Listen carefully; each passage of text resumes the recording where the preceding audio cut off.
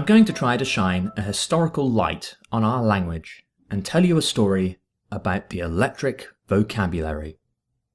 It all begins over 2,600 years ago. An ancient Greek called Thales of Miletus is thought to be the first person to observe what we would today call electrical phenomena. He discovered that a piece of amber, when rubbed with fur, could pick up small pieces of straw. In Thales' language, amber was called electron.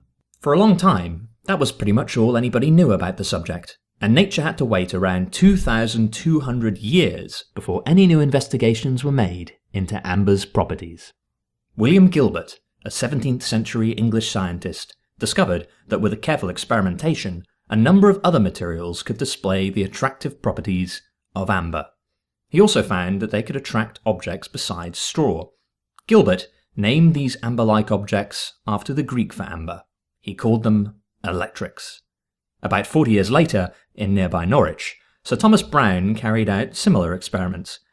He didn't figure out anything different from William Gilbert, yet the way he described the experiment coined a word we use all the time. The way he saw it, when you rub, say, a crystal with a cloth, it becomes an electric object.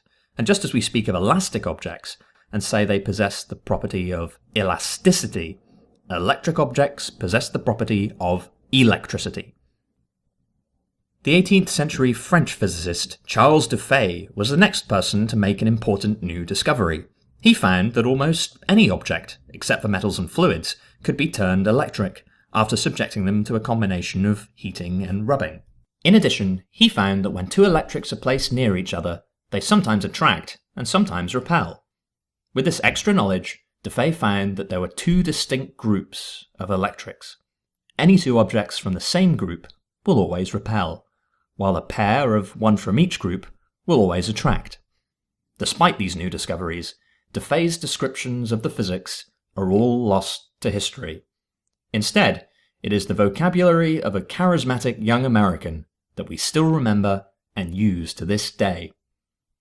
Benjamin Franklin heard of the work going on in Europe and started his own playful experiments.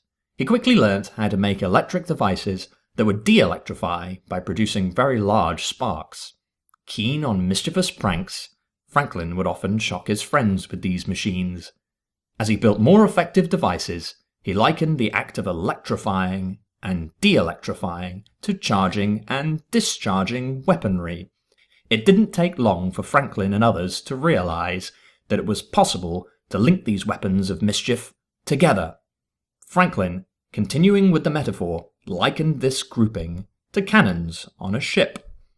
The gun deck on a military vessel fired their cannons simultaneously in a battery. Similarly, this electric battery would discharge all at the same time, causing large sparks. This new technology raised an interesting question. Was a lightning cloud just a large electrical battery? Franklin's description of all this was as follows. He supposed that there is a substance he called the electrical fluid that is common to all things. If, say, a person rubs a glass tube, this rubbing or charging causes a flow of this fluid, or an electrical current, to move from the person to the glass. Both the person and the tube become electrics as a result. Normally, if the person was standing on the ground, their electrical fluid would return to normal, with an exchange from the common stock of the earth, as Franklin called it. Standing on something like a wax block can cut off this supply. Franklin said that an object with an excess of this fluid was positively charged, and something lacking this fluid was negatively charged. When objects touch, or are near each other, the electrical fluid can flow between them until they reach a balance.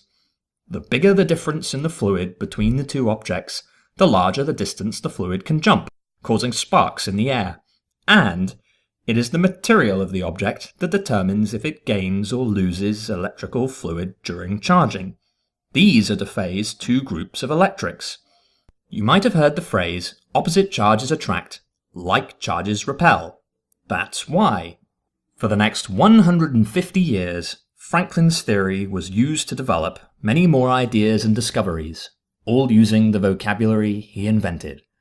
This scientific inquiry brought forth technological advances, and eventually scientists were able to take a closer look at the electric fluid itself. In 1897, J.J. Thomson, working in Cambridge, England, discovered that the electrical fluid is actually made up of small particles, named by the physicist George Stoney as electrons. And so we return to the ancient Greek word for amber, where our story began. However, there's an epilogue to this tale. It was discovered that these electrons flow in the opposite direction to what Franklin supposed. Therefore, objects that are positively charged don't have an excess of electrical fluid. They actually lack electrons. Yet, instead of relabeling everything the other way around, people have decided to hold on to Franklin's vocabulary as a matter of habit and convention. While acknowledging the discovery of electrons, they kept Franklin's flow of electrical fluid, renaming it conventional current. The electron has become the salmon of electricity, swimming upstream in a ghostly river of conventional current. This can be understandably confusing for many people who aren't familiar with the history of these ideas. And so, I hope, with this short story about the electric vocabulary, you will be able to see through the accident and whimsy of this subject and can gain a clearer understanding of the physics of electrical phenomena.